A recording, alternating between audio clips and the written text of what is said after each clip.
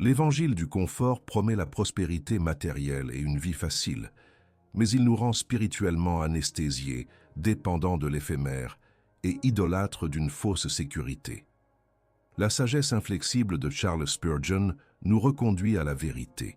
La sanctification obtenue par le renoncement et la recherche d'un trésor éternel est la seule voie souveraine et difficile. Mais que se passe-t-il lorsque ce que vous considérez comme une bénédiction divine devient en réalité la chaîne la plus subtile qui vous éloigne de Dieu? Vous vous trouvez peut-être à un carrefour de votre existence. Votre vie semble bénie, n'est-ce pas? Une carrière florissante, un foyer confortable, des aspirations matérielles souvent comblées. Le monde vous sourit, et l'Église moderne, dans ses murmures apaisants, vous assure que tout cela est un signe de la faveur divine, une preuve manifeste de votre foi. On vous a enseigné que la prospérité est synonyme de piété, que l'abondance est le reflet direct de la bénédiction céleste.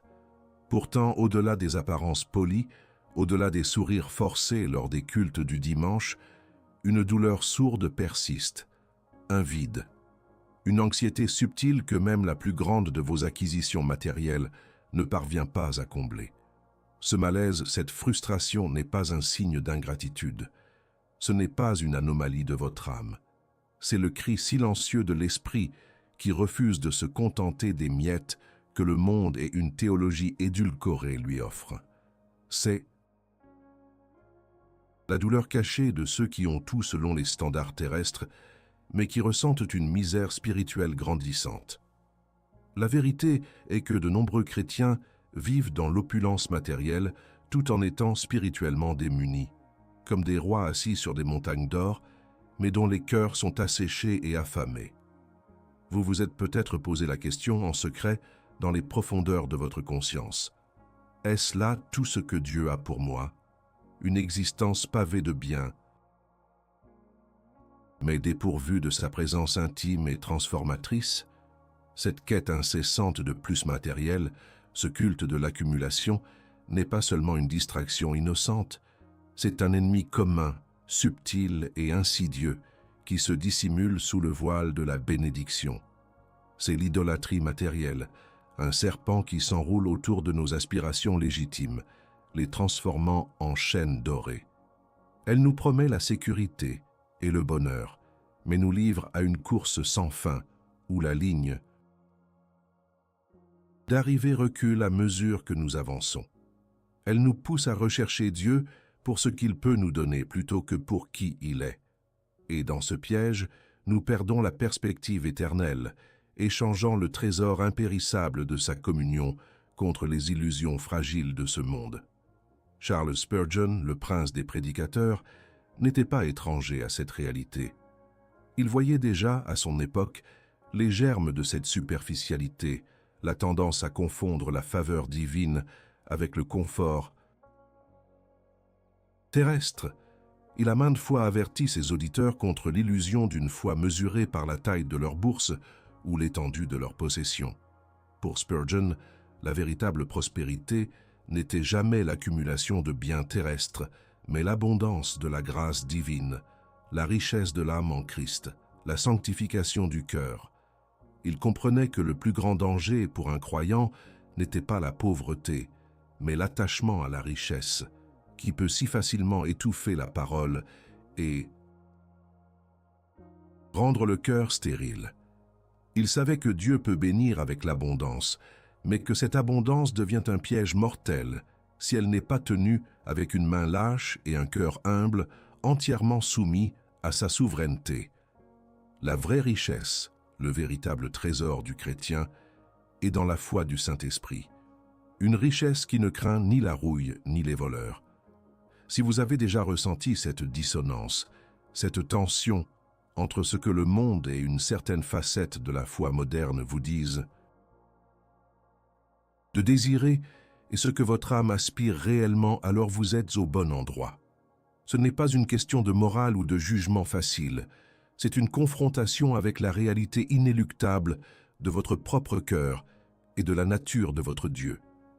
La question est désormais incontournable, une lame qui viole l'âme, exposant la vérité que vous avez peut-être trop longtemps évitée. Avez-vous cherché la prospérité pour Dieu ou avez-vous cherché Dieu pour la prospérité? Répondez-y. Laissez un oui ou un non dans les commentaires si cette question vous transperce, car l'honnêteté est le premier pas vers la libération. Votre réponse pourrait bien être le reflet de l'idolâtrie la plus subtile qui vous retient captif, vous empêchant de goûter à la richesse éternelle. Mais comment discerner cette idolâtrie et quelles en sont les conséquences redoutables si elle n'est pas démasquée?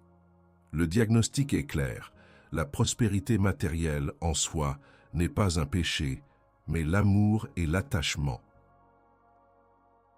À elles sont une racine de tous les maux, comme l'Écriture le proclame avec une clarté impitoyable. Charles Spurgeon a brillamment exposé comment l'abondance peut devenir un voile, un écran étincelant qui masque la pauvreté spirituelle de l'âme. L'ennemi commun que nous affrontons ici n'est pas la richesse, mais la théologie superficielle de la prospérité et l'idolâtrie matérielle qui élève les bénédictions au-dessus du bénisseur. Elle transforme Dieu en un fournisseur cosmique, un distributeur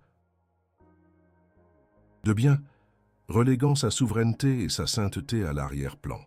Ce n'est pas l'évangile éternel, mais une contrefaçon édulcorée, conçue pour apaiser l'ego humain et non pour le briser devant la majesté divine.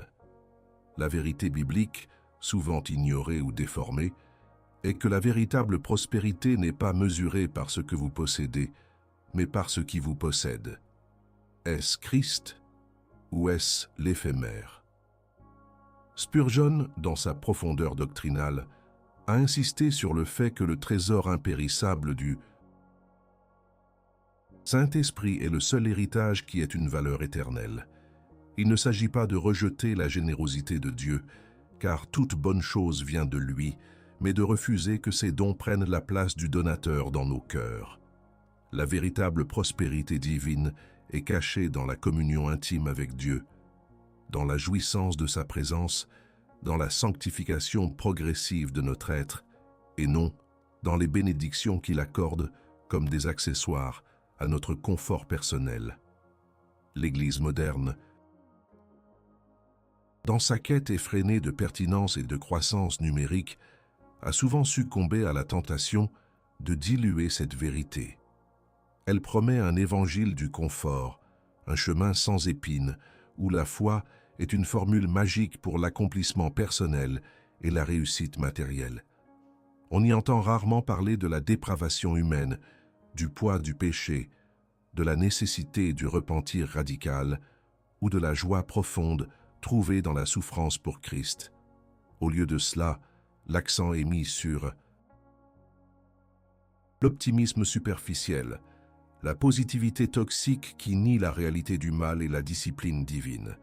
Cette approche nie la complexité de la vie chrétienne, transformant la croix en un simple pendentif plutôt qu'en l'autel du sacrifice de soi. Spurgeon nous rappelle que le trésor du chrétien est intrinsèquement lié à la foi du Saint-Esprit. Cela signifie que la richesse véritable n'est pas une question de compte bancaire, mais de caractère divin cultivé par l'Esprit. C'est l'humilité, la patience, l'amour inconditionnel, la justice, la sainteté, ces fruits que l'argent ne peut acheter et que la corruption ne peut entacher. Lorsque nous nous attachons aux possessions terrestres, nous risquons de perdre de vue le royaume de Dieu, qui n'est pas de ce monde, et d'échanger une gloire éternelle contre une satisfaction momentanée. Nous risquons de devenir des pharisiens modernes, observant la forme de la piété tout en reniant sa puissance. L'idolâtrie matérielle est d'autant plus dangereuse qu'elle est souvent invisible à l'œil nu, se déguisant en ambition saine, en sécurité pour l'avenir ou en bonne gestion des ressources. Mais Spurgeon nous interrogeait. Si toutes vos bénédictions matérielles vous étaient enlevées du jour au lendemain, votre foi en Dieu resterait-elle intacte ou découvririez-vous que votre confiance était en réalité placée dans vos avoirs et non dans le Seigneur de toute provision? C'est un test douloureux, mais nécessaire, pour révéler la véritable allégeance de notre cœur, car Dieu ne partage pas sa gloire avec des idoles, qu'elles soient faites d'or, de carrière ou de confort domestique. Le problème n'est donc pas la prospérité en elle-même, mais la direction de notre cœur et la nature de notre culte. La théologie appliquée nous pousse à examiner: nos possessions nous conduisent-elles plus près de Dieu ou nous en éloignent-elles?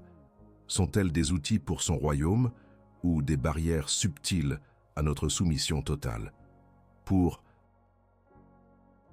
Spurgeon, la véritable prospérité se trouvait dans la pleine acceptation de la souveraineté de Dieu, même au milieu de la pauvreté ou de l'adversité. C'était la capacité à dire: le Seigneur a donné, le Seigneur a repris, que le nom du Seigneur soit béni, même lorsque tout s'écroule. C'est cette attitude qui dévoile un trésor bien plus précieux que toutes les richesses du monde. Mais si nous continuons à ignorer ce diagnostic, quelles seront les conséquences dévastatrices pour notre âme, ici et dans l'éternité? Les conséquences d'ignorer la vérité sur la nature de la vraie prospérité sont profondes, amères et éternelles. Lorsque nous tombons dans le piège de l'idolâtrie matérielle, nous cultivons un mensonge qui non seulement assèche notre âme ici-bas, mais compromet aussi notre héritage céleste.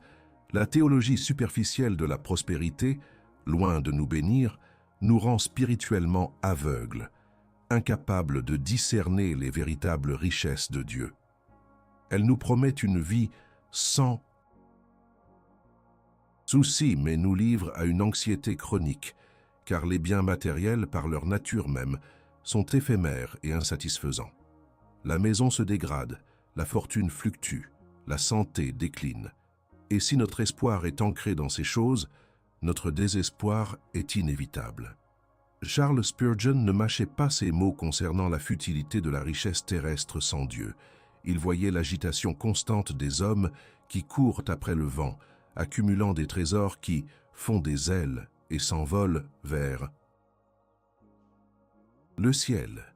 L'Église moderne, en cherchant la pertinence culturelle et la croissance à tout prix, a souvent dilué le message de la croix, préférant un évangile light qui ne confronte pas le péché du matérialisme.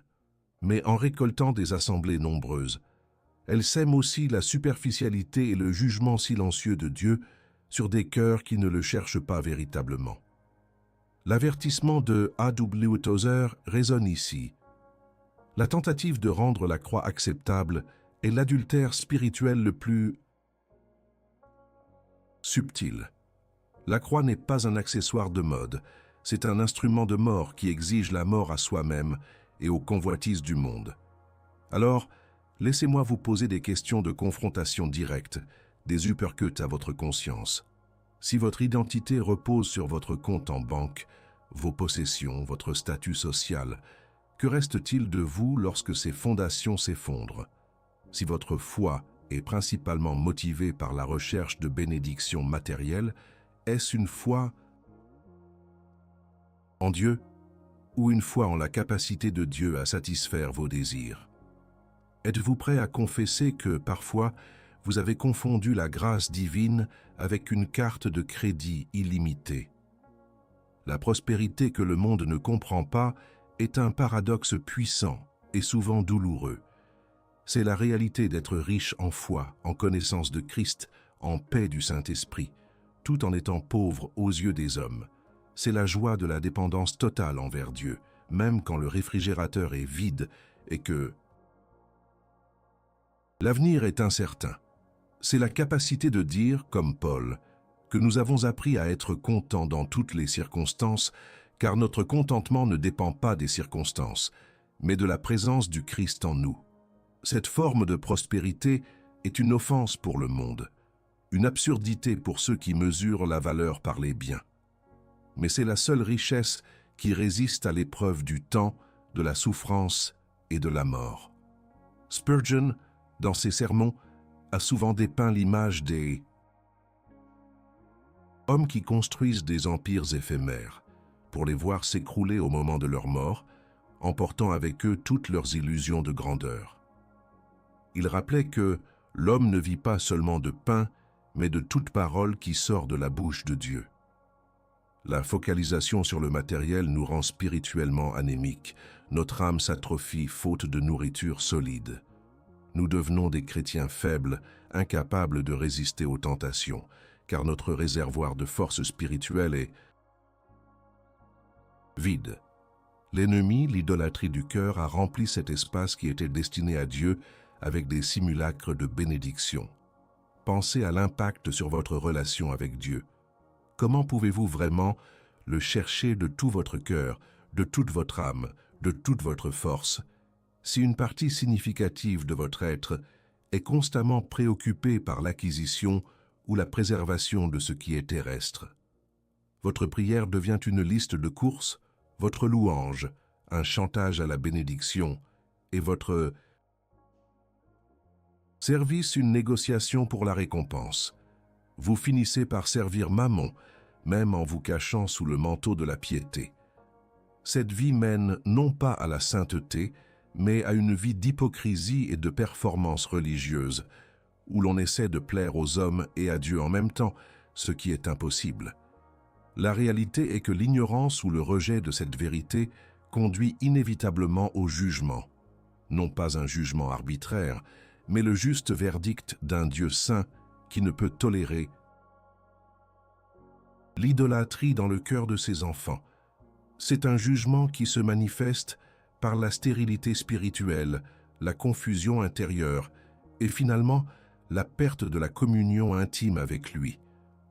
La tragédie est que beaucoup ne réalisent la futilité de leur trésor terrestre qu'au moment où il est trop tard à la porte de l'éternité, où l'or, l'argent et les possessions n'ont aucune valeur. Il est temps de se regarder en face. L'aveu public est désormais nécessaire. Si cette confrontation vous a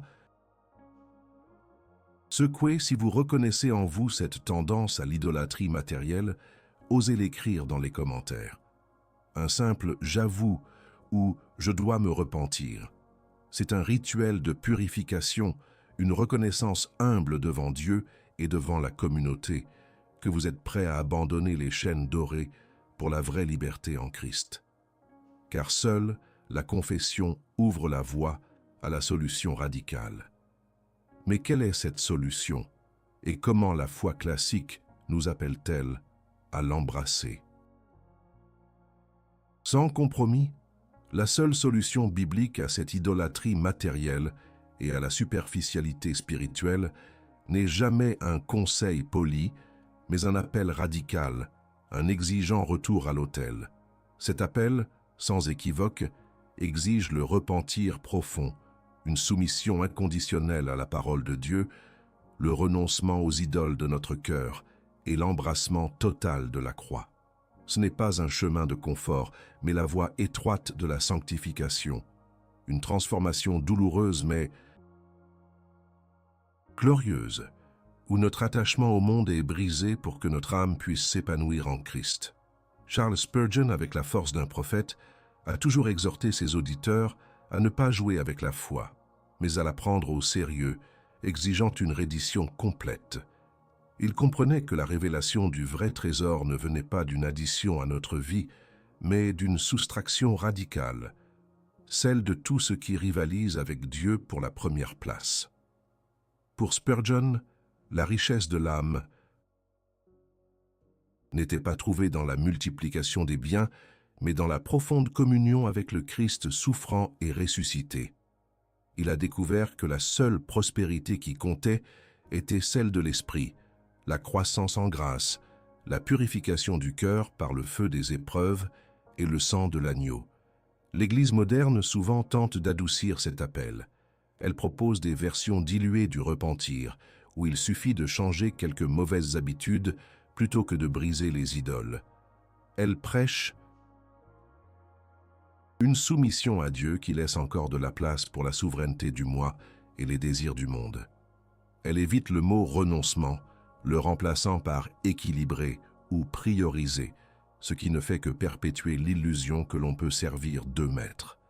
Mais la vérité éternelle, celle que Spurgeon a prêchée avec tant de ferveur, dit que le chemin de la vie est la croix. Et sur la croix, tout doit mourir.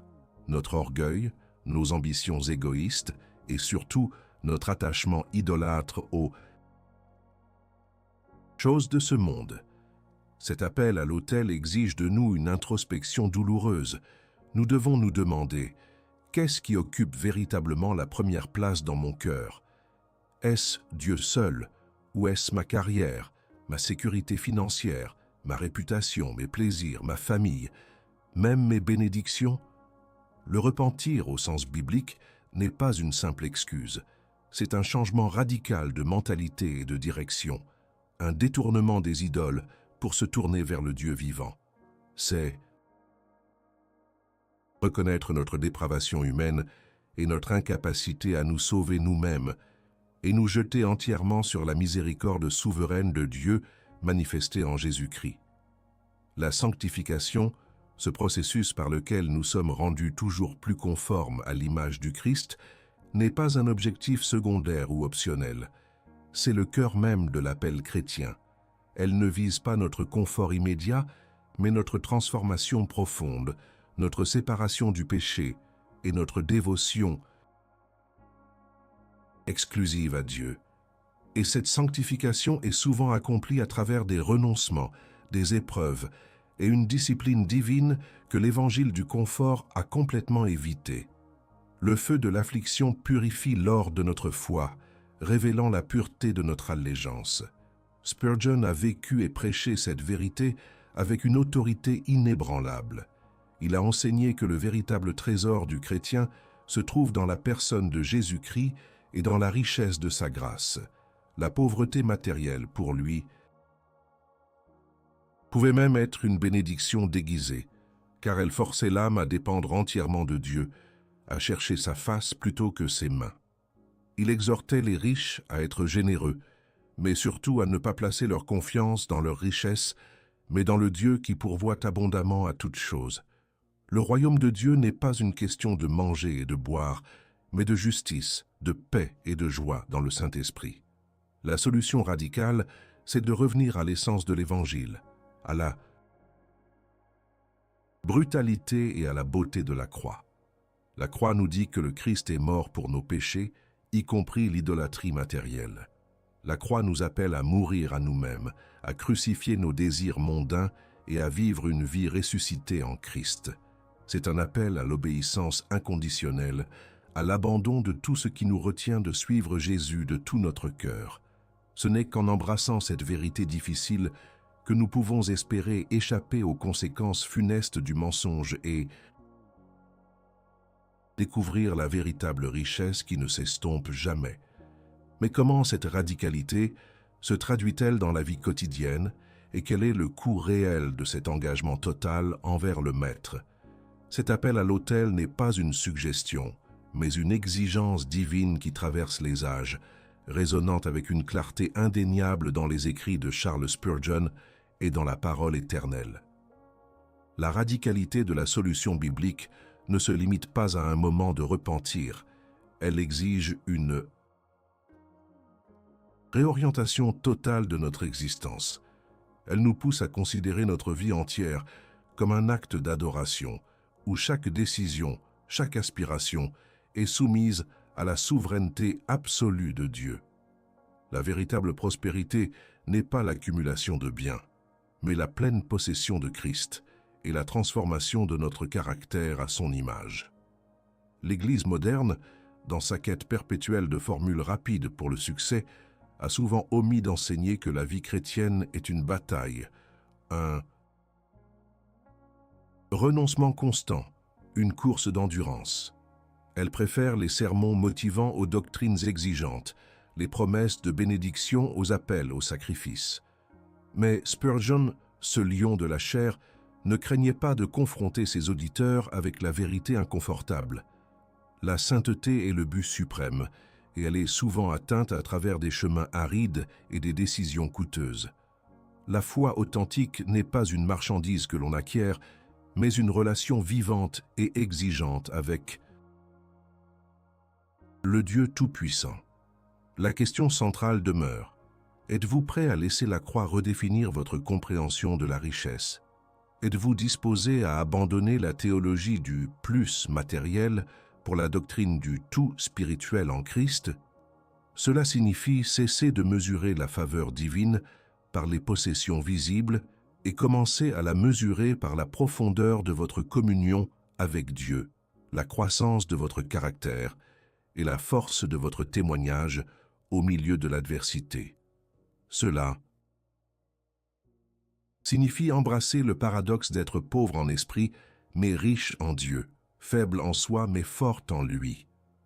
Pour Spurgeon, la souveraineté de Dieu était le roc inébranlable sur lequel toute vraie théologie devait reposer.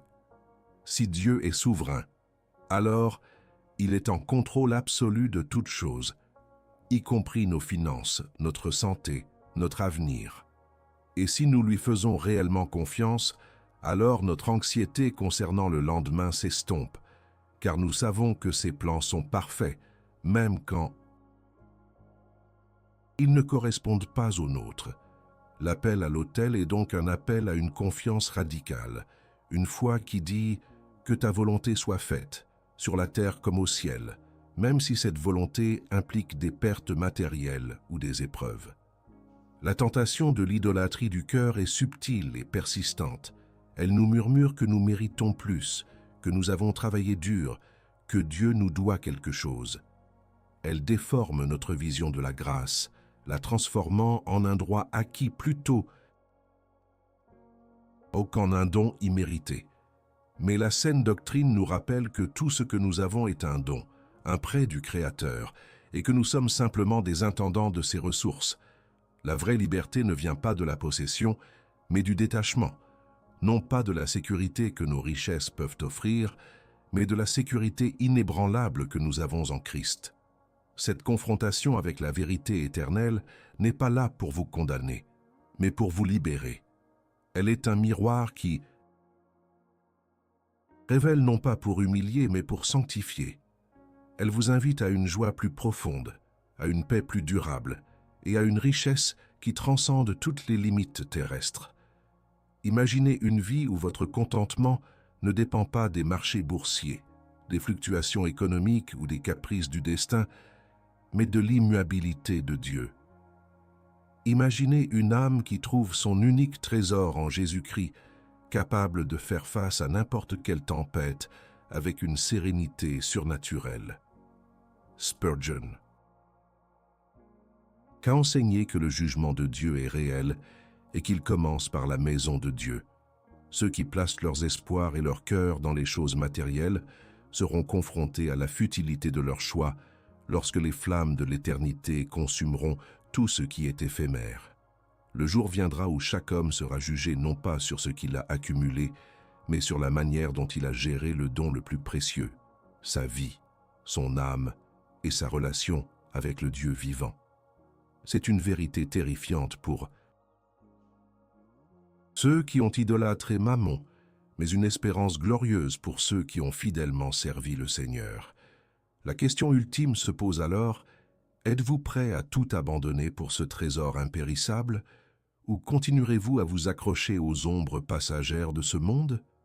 La voie du renoncement et de la sanctification est le chemin le moins fréquenté, une route semée d'épreuves, de discipline et de confrontations incessantes avec les idoles de notre propre cœur.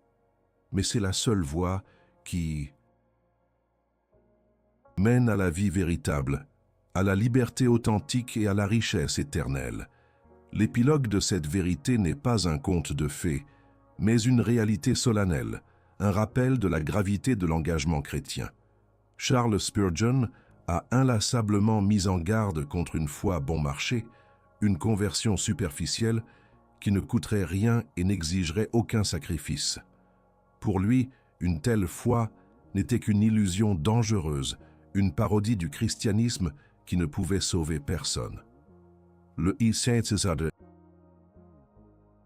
Christ lui-même n'a-t-il pas dit que celui qui ne renonce pas à tout ce qu'il possède ne peut être son disciple? Cette parole est dure, elle est inconfortable, et elle est souvent évitée dans les chairs modernes. Pourtant, Elle est le fondement même d'une foi robuste et résiliente. Elle nous rappelle que le trésor du chrétien est dans la personne de Jésus, non dans les richesses matérielles, et que la poursuite de ce trésor exige un engagement sans réserve. C'est une foi qui place Dieu au-dessus de tout, même au-dessus de nos propres désirs légitimes et de nos sécurités terrestres. La dépravation humaine est si profonde qu'elle peut même corrompre nos motivations les plus nobles, transformant une bénédiction divine en un objet d'adoration. L'idolâtrie du cœur est subtile. Elle ne se manifeste pas toujours par des statues d'or, mais par l'attachement excessif à ce que nous possédons, à ce que nous désirons, à ce qui nous procure un sentiment de sécurité en dehors de Dieu. C'est le refus d'abandonner le contrôle, de faire confiance à la souveraineté divine, même lorsque le chemin est incertain et les ressources limitées. Spurgeon nous a appris que la véritable épreuve de notre foi ne se trouve pas dans l'abondance, mais dans la perte, non pas dans le confort, mais dans la souffrance. Ceux qui choisissent de demeurer dans le confort trompeur de la prospérité matérielle, sans confronter l'idolâtrie qu'elle peut engendrer, risquent de vivre une vie spirituellement stérile, dépourvue de la joie profonde et de la paix surnaturelle que seule la communion avec Dieu peut offrir. Ils peuvent avoir le monde, mais perdre leur âme. Et quelle est la valeur de l'âme d'un homme s'il gagne le monde entier, mais subit cette perte irréparable? C'est une question qui résonne avec une urgence éternelle, une question à laquelle chaque croyant doit faire face avec une solennité inébranlable. L'épilogue est donc un appel à la persévérance. Une fois que vous avez emprunté ce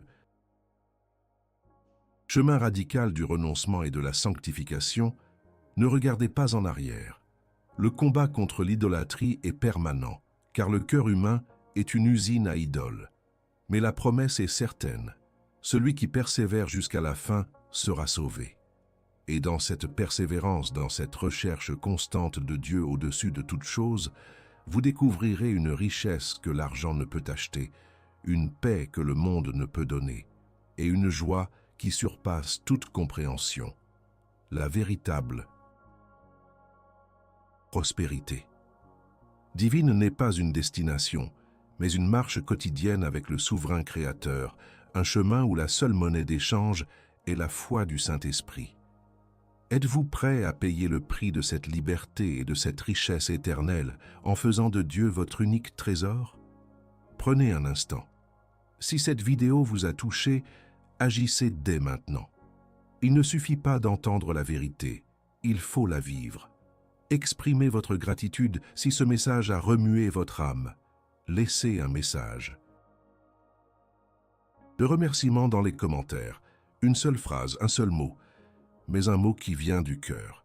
Puis, comme un acte d'engagement, abonnez-vous à la chaîne pour ne jamais manquer la profondeur doctrinale que nous vous offrons. Et si la conviction vous presse, partagez cette vidéo avec au moins une personne qui, selon vous, a désespérément besoin d'entendre cette vérité confrontatrice. Et si vous souhaitez aller plus loin, si vous désirez une nourriture solide pour votre âme affamée et contribuer concrètement à la pérennité de cette mission, procurez-vous notre e-book exclusif « Quand le ciel répond », chemin de guérison, de pardon et de renaissance. C'est bien plus qu'une simple lecture. C'est un acte de foi, un engagement envers votre propre sanctification et un soutien essentiel à notre travail de sentinelle de la vérité éternelle. C'est une opportunité d'explorer en profondeur les fondations de la foi qui soutiennent et transforment. N'hésitez pas à partager. Dites-nous en commentaire quelle leçon de cette vidéo vous a le plus marqué, quel paradoxe vous a le plus frappé ou quelle vérité vous a libéré.